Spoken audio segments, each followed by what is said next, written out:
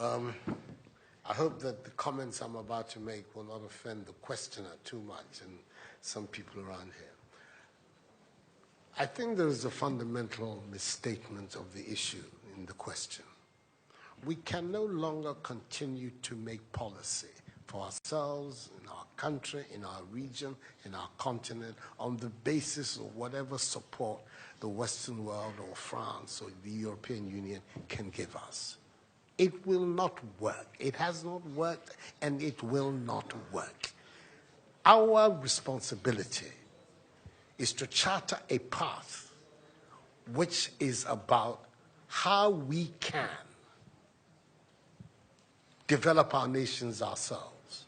It is not right for a country like Ghana, 60 years after independence, to still have its health and education budgets being financed on the basis of the generosity and charity of European taxpayers. By now, we should be able to finance our basic needs ourselves. And if we are going to look at the next 60 years as a period of transition, a period whereby we can stand on our own feet, our perspective has not to be what the French taxpayer decides to do with whatever surpluses that they have in France. They're welcome. They are appreciated. Whatever interventions that the French taxpayer through their governments make to us are appreciated. We're not going to lick a gift horse in the mouth. But this continent, with all that has happened, is still today the repository of at least 30% of the most important minerals of the world. It is a continent of vast, arable and fertile lands. It has the youngest population of any of the continents in the world. So it has the energy and the dynamism. We've seen it. These young men who are showing so much resilience and ingenuity in crossing the Sahara, finding ways to go across with rickety boats across the Mediterranean to really, those energies, we want to have those energies working inside our countries. And we're going to have those energies working in our countries if we begin to build systems that tell the young people of our country that their hopes, their opportunity are right here with us. Migration and the movement of people is being presented in a manner which suggests that somehow it's a new phenomenon. There's nothing new about it. It's as old as man, the movement of people. And it has always been linked to the same thing. The failure of where you are to provide you with an opportunity, so you move somewhere else. Those of you who are familiar with 19th century European history would know that the biggest wave of immigration in 19th century Europe, the latter part of it, came from Ireland and from Italy. Waves upon waves, generations of Italians and the Irish people left their countries to seek the American paradise, largely because Ireland was not working, Italy was not working. Today, you don't hear it. Italian young people are in Italy. Irish young people are in Ireland. We want young Africans to stay in Africa. And how are they?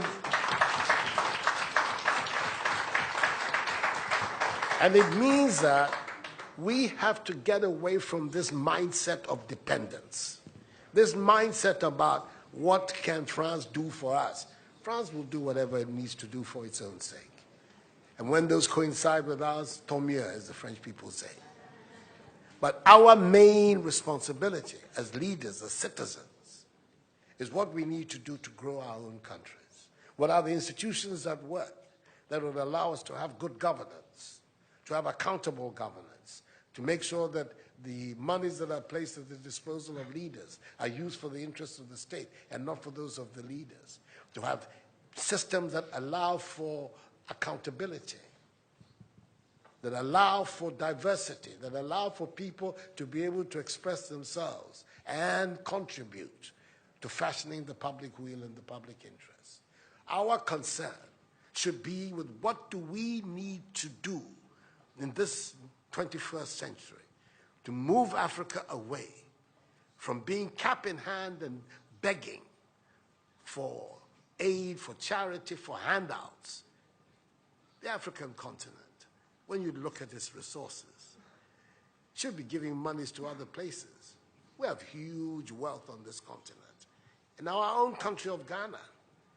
And we need to have a mindset that says, we can do it. Others have done it. We can also do it. And once we have that mindset, we will see it as a liberating factor for ourselves. We keep talking about how it was that Koreans, Malaysians, Singaporeans, who got their independence at the same time as us. We're told of that at the time of Ghanaian independence, per capita Ghanaian income was higher than that of Korea. Today, Korea is part of the first world. So is Malaysia. So is Singapore. What happened? Why did they make that transition? And 60 years after independence, we are where we are. Those are the matters that should concern all of us as Africans, as Ghanaians. And not, when I say so with the greatest of respect to the French president, I think that the cooperation of France is something that I am, as you know, a strong friend of France. I am Francophile. So I don't have any difficulty with that. But I'm talking about our own propulsion, what we need to do to get our countries to work so that we can create the conditions that would allow our young people to forego this hazardous effort to get to Europe. They're not going there because they want to. They're going there because they don't believe they have any opportunities in our countries. So that should be our focus. And I believe that with that if we change that mindset of dependence, that mindset which is contingent on aid and charity, we would see that in the decades ahead of us, the full flowering of the African peoples would take place. And that new African personality that was talked about at the time of our independence will become real and imminent in our times. That's what I'm saying. I hope that I'm not upsetting the questioner or even some of my friends who are here. But these are my strongly held beliefs. And that is the reason why I've adopted as the slogan of my presidency, of my period of the Supreme Office of Ghana, that we want to build a Ghana beyond aid. A Ghana which is independent, which is self-sufficient, that is capable of standing on its own feet and building its own life. We can do it if we have the correct mindset to do so. Mr. President, those are my contributions.